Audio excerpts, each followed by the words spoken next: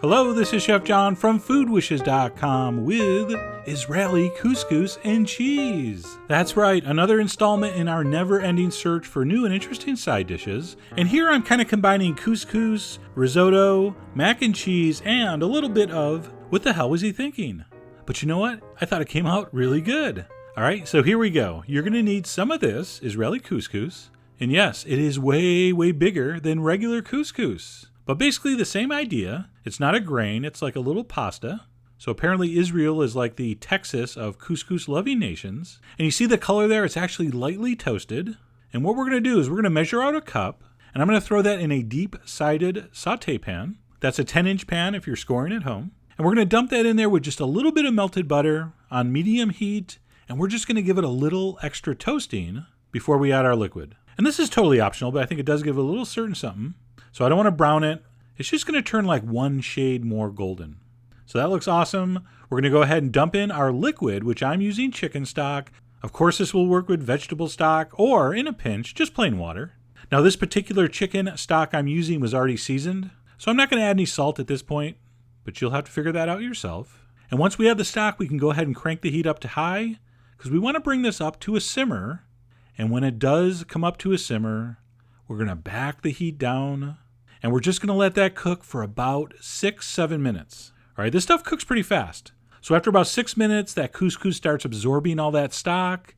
It starts to plump up a little bit. All right, and it's going to look something like that. And we're about 3 or 4 minutes away from being finished.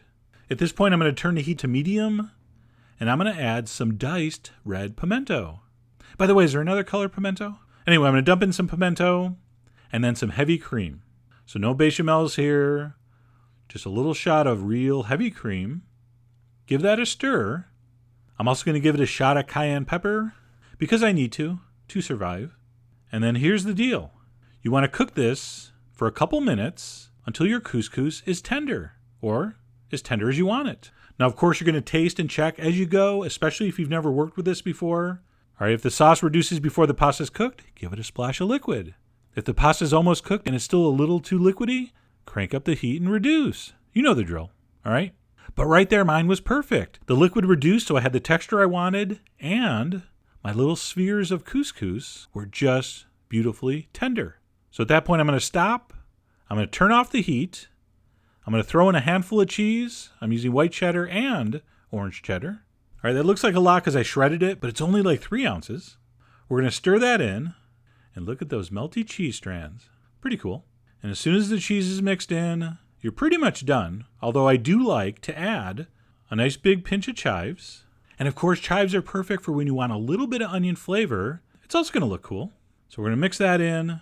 Of course, you're going to taste for seasoning. If you don't know that by now, well, you probably just started watching these videos, but you'll learn. We taste everything for seasoning at the end. So that's what I'm doing here.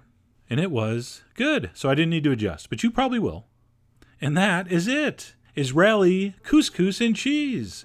If you're a risotto fan, you'll probably like this. If you're a mac and cheese fan, you'll definitely like this. And if you're a couscous fan, I have no idea. This is really nothing like couscous anymore. But regardless, it was very, very delicious. A really interesting side dish, I thought. And as you know, I'm not that great at describing things other than saying it's awesome or tastes great or it's delicious. So you're going to have to make this to experience the unusual and borderline fascinating textural experience that is Israeli couscous and cheese. So I really hope you give this a try. Head over to foodwishes.com for all the ingredient amounts and more info as usual. And as always, enjoy.